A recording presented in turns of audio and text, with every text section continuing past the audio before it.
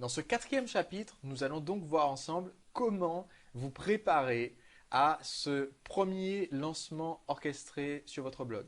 Donc on va voir ensemble comment choisir l'offre que vous allez proposer à vos lecteurs.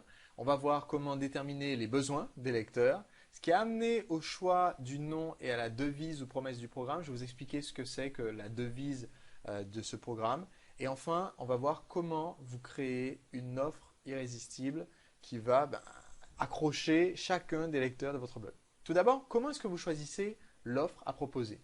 Il y a deux façons d'opérer un lancement sur votre liste d'abonnés ou sur les lecteurs de votre blog. Il y a deux conceptions diamétralement opposées du lancement d'un nouveau produit. La première option, c'est de faire ce qu'on appelle un lancement mécanique. C'est de dire, j'ai choisi le produit, j'ai envie de parler de ça, et donc je vais faire mon produit et je vais leur donner envie de l'acheter.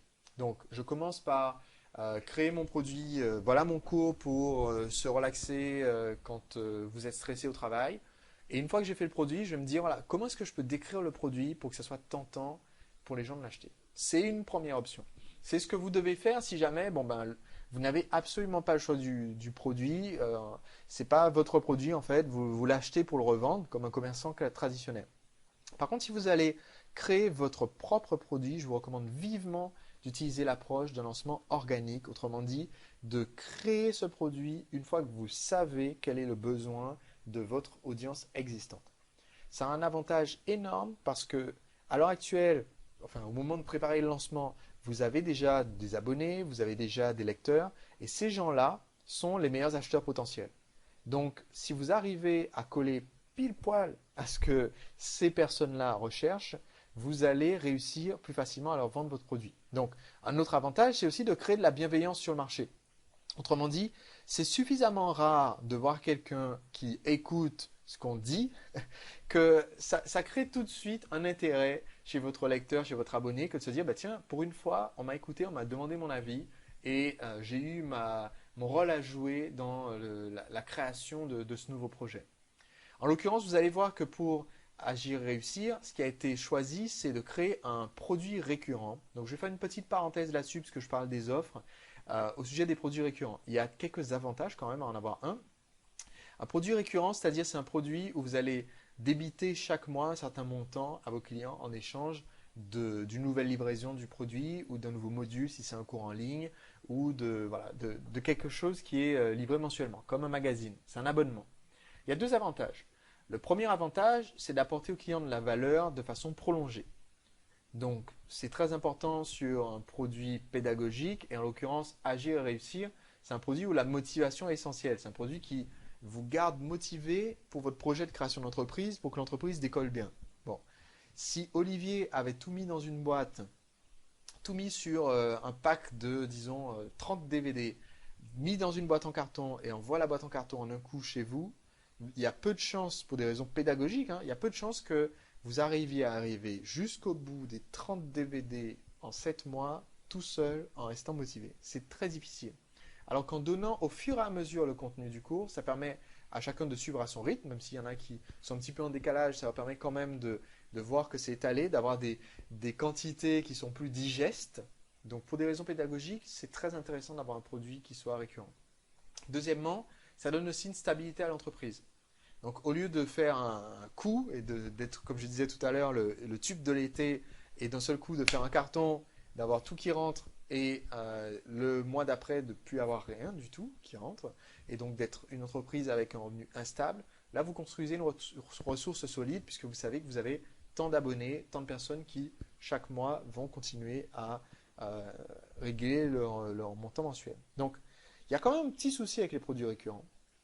Le souci avec les produits récurrents, c'est que comme c'est un abonnement, au bout d'un moment, certaines personnes se désabonnent. Si vous faites un abonnement à un magazine, si vous faites un abonnement à un podcast, si vous faites le produit du mois, comme certains font le CD du mois ou le livre du mois, le problème c'est qu'au bout d'un moment, les gens se désabonnent. Et donc vous allez arriver à une situation où peut-être qu'en moyenne, vous avez des abonnés qui restent 6 mois, c'est la moyenne. En moyenne, quelqu'un reste 6 mois, donc il y en a qui restent 5, il y en a qui restent 7. Mais vous avez quand même une poignée d'irréductibles qui sont là depuis le tout début. Donc vous ne pouvez pas juste recycler ce que vous avez fait il y a 6 mois, puisque vous avez des abonnés qui sont là depuis un moment. Et pour eux, il faut créer du contenu nouveau en permanence. Alors j'en sais quelque chose quand même. J'ai édité un DVD mensuel pendant plus de 2 ans et demi. Donc j'en ai édité plus d'une trentaine de ces DVD mensuels. Et effectivement, au bout d'un moment, ça commence à devenir lassant. Au 30e DVD qu'il faut filmer, au 30e mois, vous devez filmer un DVD, à chaque fois en créant des thèmes, à chaque fois en essayant de faire quelque chose de nouveau pour créer un petit peu la surprise, etc. Bon, il y a des mois où on est moins motivé que d'autres, il y a des mois où c'est les vacances, il y a des mois où on aimerait bien faire autre chose. Et donc, c'est un petit désavantage quand même des produits récurrents. La solution, et la solution qui a été adoptée pour agir et réussir, que je vous recommande d'ailleurs, c'est ce qu'on appelle la micro-continuité. C'est-à-dire, au lieu d'avoir une continuité où le client s'abonne ad vitam aeternam jusqu'à son décès, votre décès ou son désabonnement, et bien là vous dites, c'est récurrent, mais il y a une date de début, vous inscrivez aujourd'hui, et il y a une date de fin. Ce produit ce cours se termine dans 7 mois. Donc tous les mois, vous recevez X, Y, Z, et dans 7 mois, voilà, vous avez votre diplôme, vous avez fini. Premièrement, c'est beaucoup plus motivant pour le client parce qu'il sait où est la fin. Je vais donner un exemple toujours avec mes DVD de cours de séduction. Bah, ça serait quand même beaucoup plus intéressant pour le client.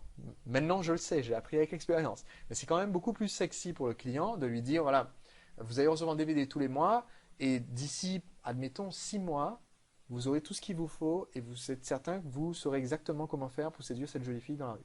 Plutôt que de lui dire, vous allez recevoir un DVD par mois et bah, même dans 10 ans, il y en aura d'autres, hein, des nouveaux DVD. Donc, c'est pas sûr que vous ayez la solution, quoi. Bah, c'est quand même moins motivant. D'accord. Donc, c'est plus motivant d'avoir un produit qui a une date de début et une date de fin. Donc, il y a plus de chances qu'il reste jusqu'à la fin. Et deuxièmement, ça vous permet aussi de créer une fois le produit, d'aller jusqu'au bout, et ensuite de continuer à l'améliorer. Donc, en rajoutant des choses, des bonus, en améliorant la façon dont vous livrez le produit pour les clients existants, et faire en sorte que les nouveaux aient un produit qui soit encore et encore, encore et encore amélioré. Donc c'est ce que je vous recommande si vous créez un produit récurrent, d'utiliser cette solution de la micro-continuité. Donc vous allez voir tout à l'heure, quand on va parler du sondage, vous allez voir que pourquoi nous avons choisi de créer un produit récurrent, parce que les gens l'ont choisi, et que sur la création du produit, c'était quand même une solution bien plus pratique et bien plus pédagogique. Donc maintenant, on va parler un petit peu de cette fameuse boule de cristal, le sondage pour déterminer les besoins des lecteurs. Il y a une question magique. La question magique que vous devez poser dans votre sondage, c'est quel est votre problème, quelle est votre frustration. Quel que soit le sondage que vous allez faire quand vous créez votre produit, même si vous décidez de ne pas suivre mon conseil et de faire un mauvais sondage, puisqu'il faut suivre mon conseil pour faire un bon sondage, il faut que vous ayez cette question pour savoir qu'est-ce qui freine à l'heure actuelle vos prospects quand ils envisagent d'atteindre objectif. Vous allez voir que plusieurs centaines de personnes ont répondu au sondage. En fait, Olivier a fait 2 sondages. Un premier qui lui a permis quand même de tracer un petit peu les grandes lignes et un deuxième qui a permis ensuite de préciser, d'accord, de rentrer plus dans le détail. Et donc beaucoup de lecteurs avaient cette difficulté, comment créer son entreprise, comment créer mon entreprise, car je procrastine. Donc on peut voir, si on regarde un petit peu ensemble l'annonce du nouveau projet d'Olivier. Ce qu'il a fait tout simplement, c'est publier un article sur le blog. Je vous ai dit, utilisez les ressources dont vous disposez déjà pour aller acquérir de nouvelles ressources. En l'occurrence, il dispose déjà de quelques lecteurs à l'époque. Il n'avait pas encore 38 268 lecteurs, il en avait tout juste 1000 abonnés, 500 visiteurs par jour. Il a publié cet article. Un nouveau projet sur des livres pour changer de vie. Ce blog a fêté son premier anniversaire récemment. Voilà, vous êtes géniaux, pardon. J'ai également publié un sondage qui a recueilli des centaines de réponses. Donc ça, c'était le tout premier. Donc les réponses m'ont amené à concevoir un nouveau projet pour vous aider. Et j'ai besoin de vous. J'ai créé un nouveau sondage avec quelques questions. Ça vous prendra que quelques instants à peine. Et on clique ici, on arrive sur le sondage. Alors je ne sais pas si on arrive à nouveau toujours sur le sondage aujourd'hui. Oui. Mais je vais vous amener tout de suite pour voir un petit peu comment les réponses ont été disséquées pour pouvoir choisir le choix du bon produit. Donc, quel que soit le produit que vous créez, même si vous ne créez pas une formation, ici, à ce stade, Olivier ne savait pas ce qu'il allait créer comme produit. Il n'avait pas décidé de créer une formation, il a justement demandé aux lecteurs de quoi ils avaient besoin. Même si vous savez que vous allez vendre autre chose qu'une formation, un produit physique, un service, ou vous allez vendre, vous ne savez pas encore du tout quoi. justement, le fait de faire le sondage vous permet de déterminer exactement quel est le produit ou quel est le format du produit que vous devez vendre. Donc, je tiens à insister là-dessus. Je ne parle pas de lancer une formation à partir d'un blog. Je parle de lancer un produit, quel qu'il soit, à partir d'un blog. On va voir maintenant les réponses que nous ont données les lecteurs à ce sondage. Première question, quels sont les principaux objectifs que vous voudriez réaliser? Pourquoi? Parce que à ce stade, on ne savait pas du tout. Olivier avait beaucoup de réponses sur le blog et on ne savait pas trop parmi toutes les personnes qui ont répondu. Alors, je vais vous montrer quelque chose quand même, il faut que vous compreniez.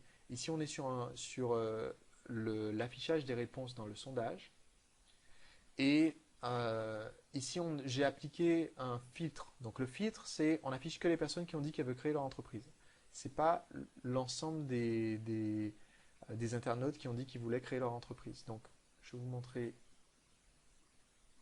le résultat général du sondage et ensuite on va filtrer. Alors, donc, chose importante. Le sondage a été réalisé sur le blog. À l'époque, Olivier n'avait pas de mailing list, aucun abonné. Donc le sondage est fait direct sur le blog avec un nouvel article disant écoutez, cliquez ici pour aller me donner vos conseils.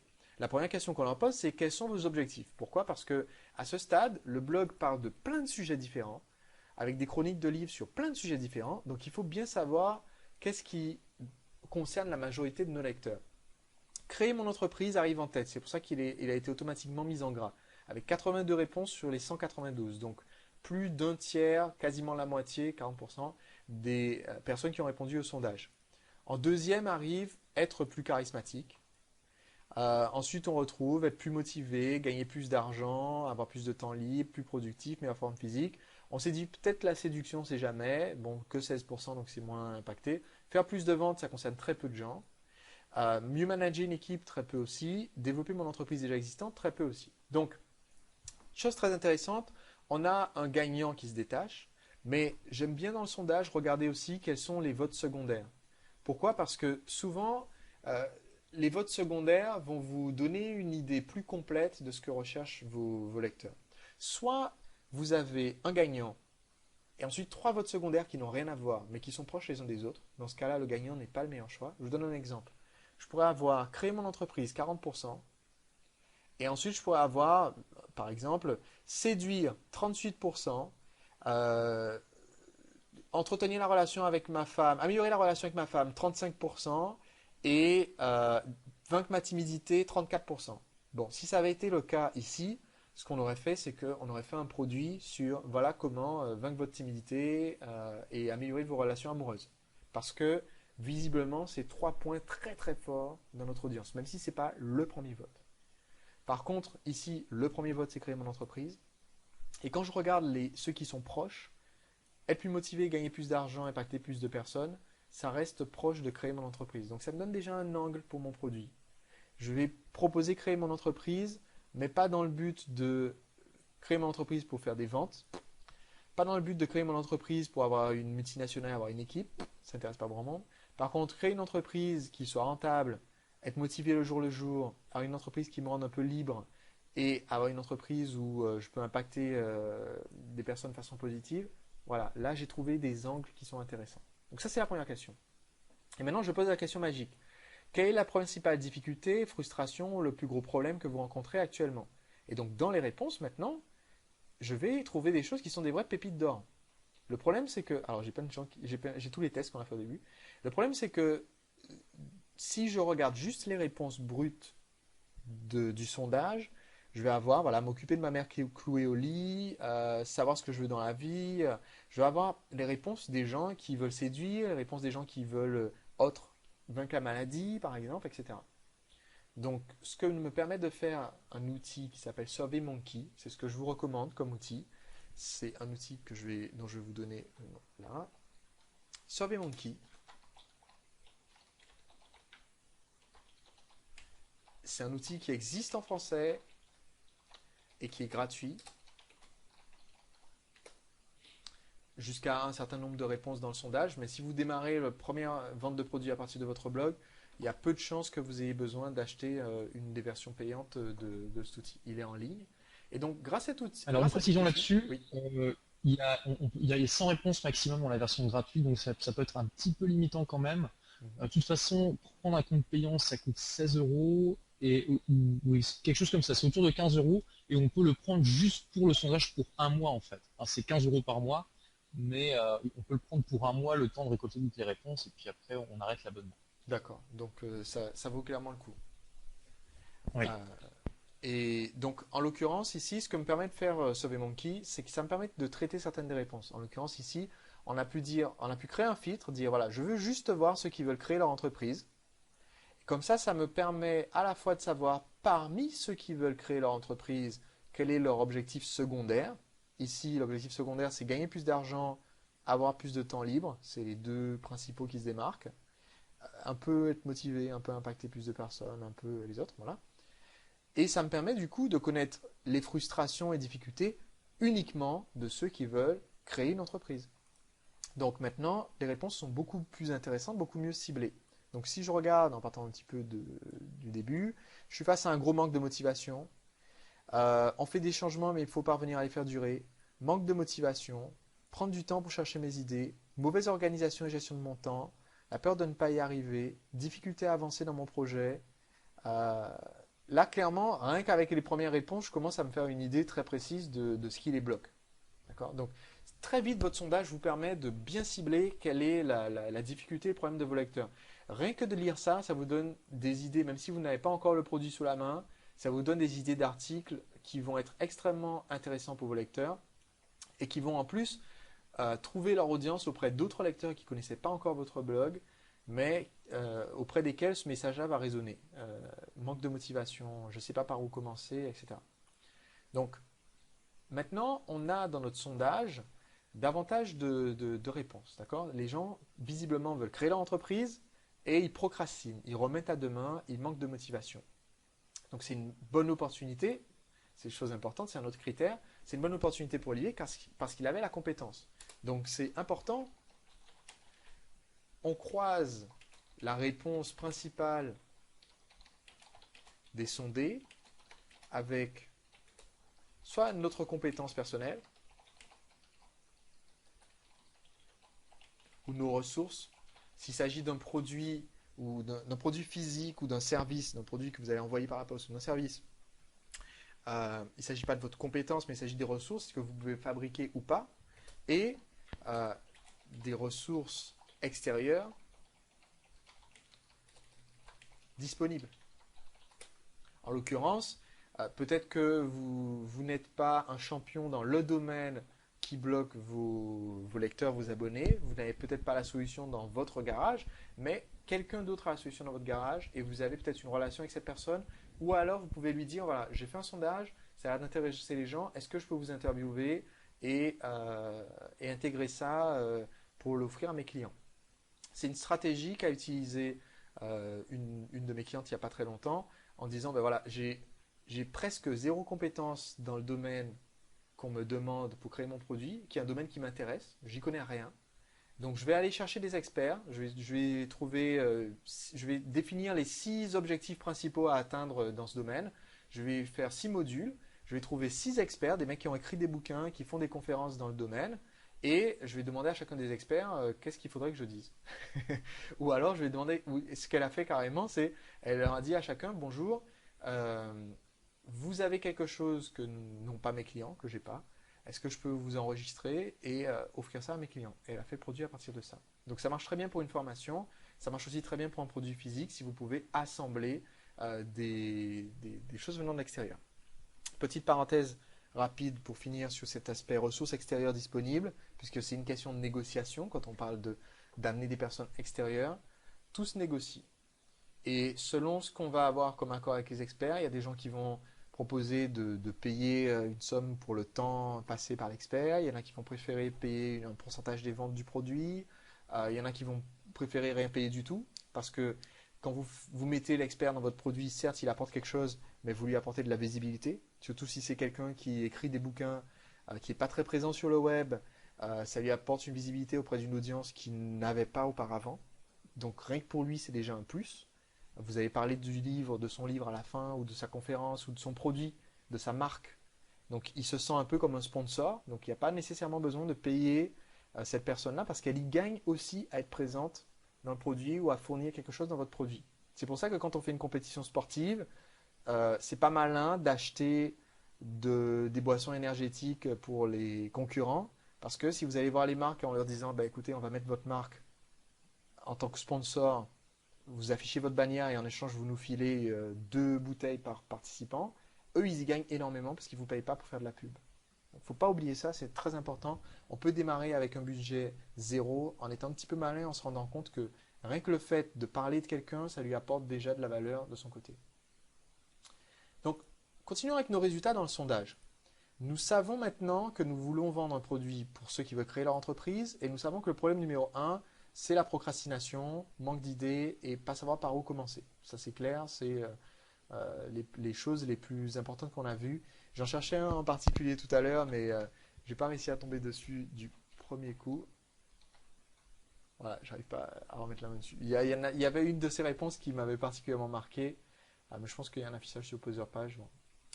Donc la question suivante, c'est si vous pouviez me poser une question pour ces objectifs, n'importe laquelle, que serait cette question?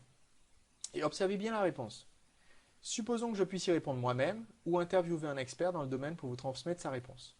Ça permet aux gens de vous poser des questions sans qu'ils mettent d'eux-mêmes le filtre. Ouais, mais il va jamais pouvoir me répondre à ça. D'accord? Votre but, c'est d'avoir la question. Si vous vendez un produit physique, ce n'est pas nécessairement une question que vous cherchez, c'est si vous aviez une solution idéale par rapport à ce problème, à quoi ressemblerait cette solution? Supposons que je puisse vous l'apporter moi-même ou trouver un fournisseur qui puisse vous apporter cette solution. D'accord? Donc c'est une question équivalente, mais qui ne concerne pas l'information si vous ne vendez pas une formation. Si on regarde un peu les réponses, les questions que les gens posent. Comment atteindre un état d'esprit où on se sent en confiance? Comment trouver l'idée pour créer? Par où puis-je commencer? Comment avoir des partenaires financiers? Comment trouver une idée de création d'un blog à succès? Pouvez-vous m'accompagner? Comment canaliser mon énergie? Quelles sont les principales étapes? Pourquoi est-ce que je pose cette question? Si vous pouvez me poser une question n'importe laquelle, ou quelle serait la solution parfaite? Parce que tout ça, ça me donne une liste de points qui vont me servir plus tard pour constituer mon message de vente de mon produit.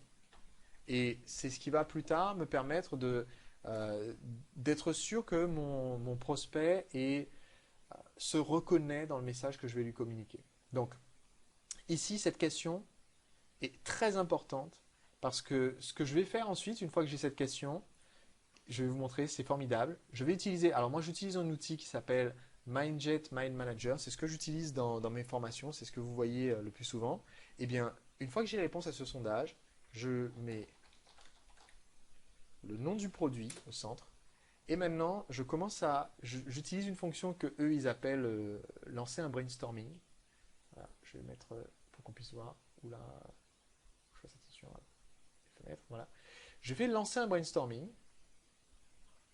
Et il me dit maintenant, saisissez toutes vos idées. Et donc, je vais juste recopier les idées du sondage. D'accord? Je montre rapidement 2 minutes comment je fais pour qu'on comprenne. Donc, comment faire pour augmenter sa confiance en soi? Voilà. Hop, ça c'est une idée. Et comment entretenir ma motivation chaque jour? Hop, c'est une idée. Et une fois que j'ai listé toutes les idées, vous pouvez le faire aussi sur une feuille de papier. C'est ce que je faisais avant de découvrir qu'un gentil programmeur informatique avait transformé mon procédé en logiciel. Je passe à l'étape 2, je crée les groupes et je vais avoir donc 45 idées sur la gauche ici, sur plein de thématiques. Et je constate que j'ai un centre principal qui va être confiance en soi. Je vais avoir un autre groupe qui va être motivation, un autre qui va être finance par exemple. Et maintenant, je vais faire glisser mes idées dans les groupes. Et c'est une façon toute simple de faire. C'est ma façon de faire là-dedans. Et ensuite, je fais conclure le brainstorming. Et qu'est-ce que j'ai ici? J'ai les modules de cours. Ou si c'est un produit physique, j'ai la description du produit, tout simplement. Je sais tout ce que mon produit doit intégrer ou toutes les réponses que je dois apporter pour que le client, à la fin, soit satisfait.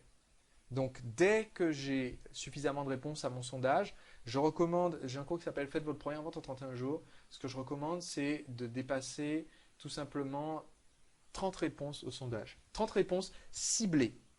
Donc, en l'occurrence, souvenez-vous, on avait 192 réponses ici. je ne considère comme ciblé que les 82 qui correspondent à créer mon entreprise. Donc là, on a tout juste le double de ce que je recommande. Si j'avais 30 réponses au total, dont 10 pour créer mon entreprise, c'est pas suffisant. Euh, faut encore batailler un peu jusqu'à ce qu'on ait nos 30 ciblés.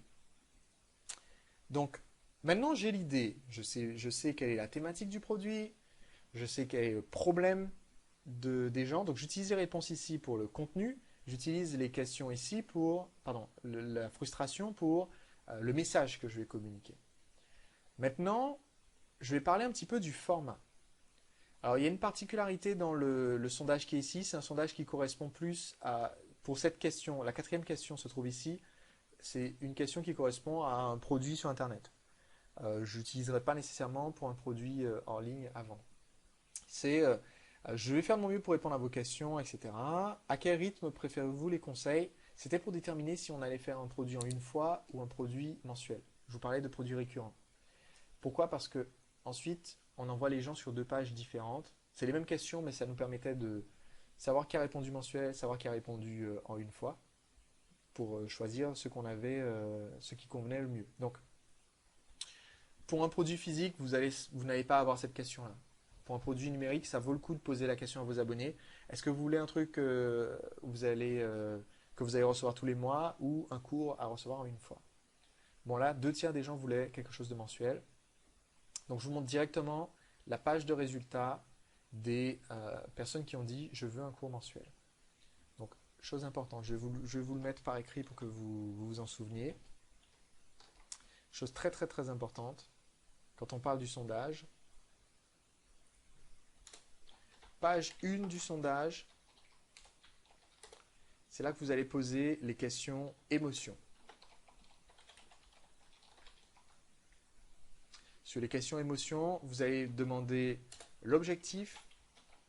Si vous ne le connaissez pas, ça vous permet de choisir la thématique du produit. Vous allez demander la frustration. Ça va vous donner le message de vente. Et vous allez demander la solution parfaite ou la question qu'on poserait à un expert. S'il s'agit d'un produit d'information, c'est la question. S'il s'agit d'un produit physique, c'est la solution parfaite. Ou d'un service. Et ça va vous donner la description à faire de votre produit. La liste des modules ou la liste des points essentiels à mettre derrière la boîte que vous allez envoyer. Donc les questions émotions sont sur la page 1 de votre sondage. Sur la page 2 du sondage, vous allez inclure les questions format. C'est là que vous allez découvrir quel est le type de produit que vous devez vendre, type de produit, type de livraison du produit. C'est là que vous allez demander le prix. On va voir ensemble comment poser la question du prix et éviter les réponses oui, je pense que ça devrait être gratuit, s'il vous plaît, monsieur. Je vais vous expliquer un petit peu comment on fait pour éviter ça. Donc, c'est là qu'on demande, voilà, qu'est-ce que vous voulez qu'on vous vende, en gros. D'accord? On leur parle plus de la thématique. C'est très, très, très important de poser les questions dans le bon ordre. Vous allez voir que je fais 3 pages sur le sondage, pas une de plus, pas une de moins. Je fais un ordre précis pour mes questions, je ne pose pas plus de 4 questions par page. Il y a une raison à tout ça, il y a toute une théorie derrière la façon de faire un sondage efficacement. Donc ce que je vais vous demander, c'est juste d'appliquer simplement comme je vous recommande de faire, de ne pas aller me mettre toutes les questions sur la même page parce que c'est plus facile à faire avec 12 questions, personne ne va y répondre, et ainsi de suite. Donc suivez cette méthode vraiment à la lettre parce que il y a beaucoup d'aspects psychologiques dans la façon dont on rédige un sondage que je ne vais pas développer ici, qui font que toutes les questions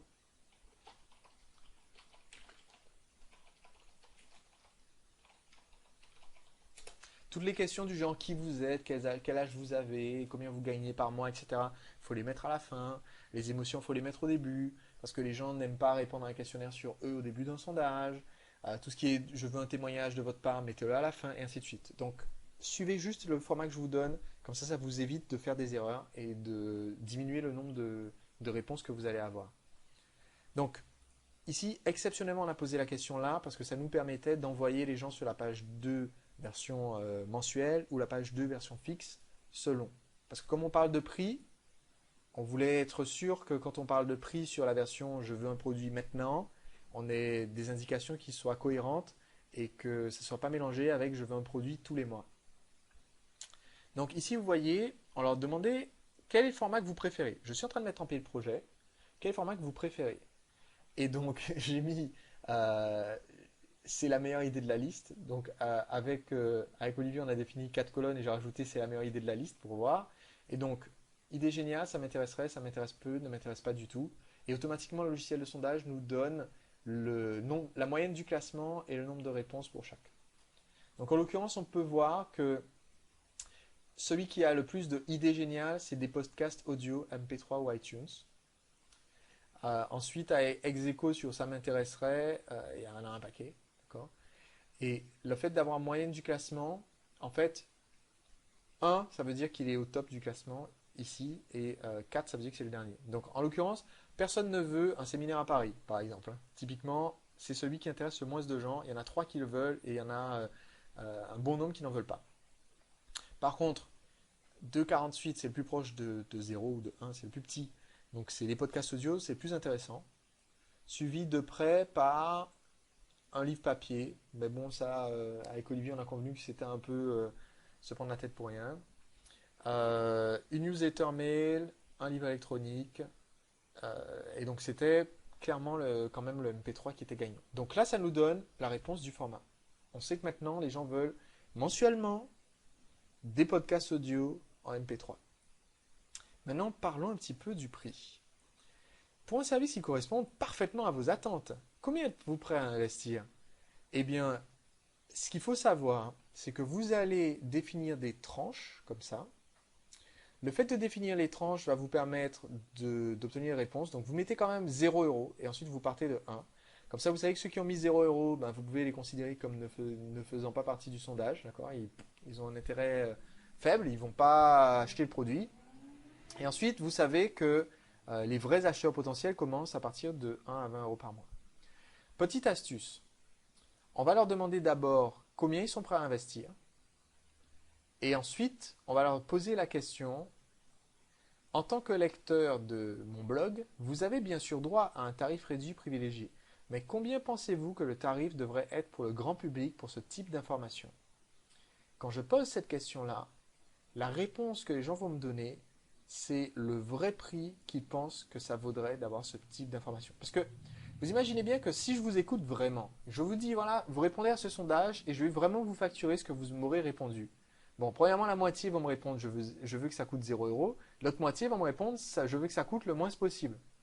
Donc, si on pose que cette question, une bonne recommandation, c'est de choisir la catégorie de prix qui se trouve au-dessus, juste au-dessus de la plus rentable. Alors, ça devient plus compliqué à comprendre, c'est pour ça qu'on pose la deuxième question. Je vous donne l'exemple ici. Supposons que j'ai 28 personnes qui me payent 1 € à 20 € par mois. Donc disons en moyenne 10 €. Ça me fait 280 €.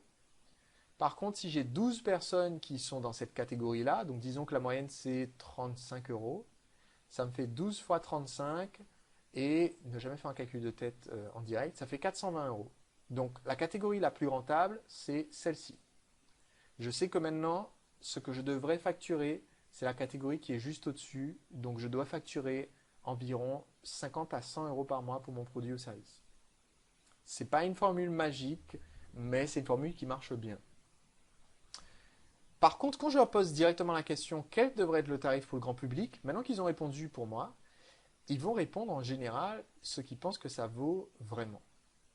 Et donc, c'est intéressant de regarder un petit peu les réponses que les gens vont donner ici, entre 60 et 100, 60, gratuitement, donc je sais que lui, je ne vais pas le prendre, et ainsi de suite. Donc, c'est intéressant de regarder les réponses, même un peu plus élevées, sans être excessif. C'est intéressant quand même de poser cette question-là pour vérifier l'honnêteté des gens dans leurs réponses.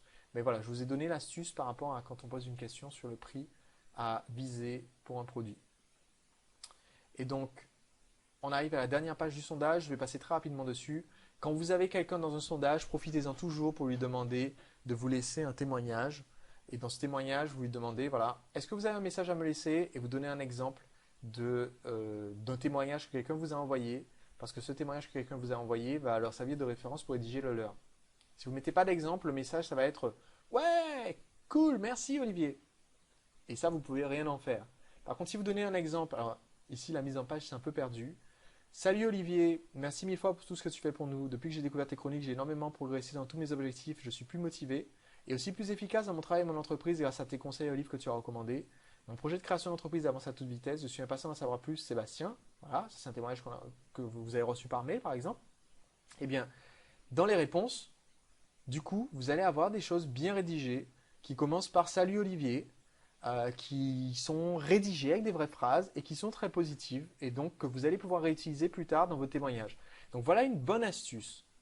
Si vous n'avez pas encore votre produit, c'est très important. Si vous n'avez pas encore de produit, recueillez un témoignage sur vous.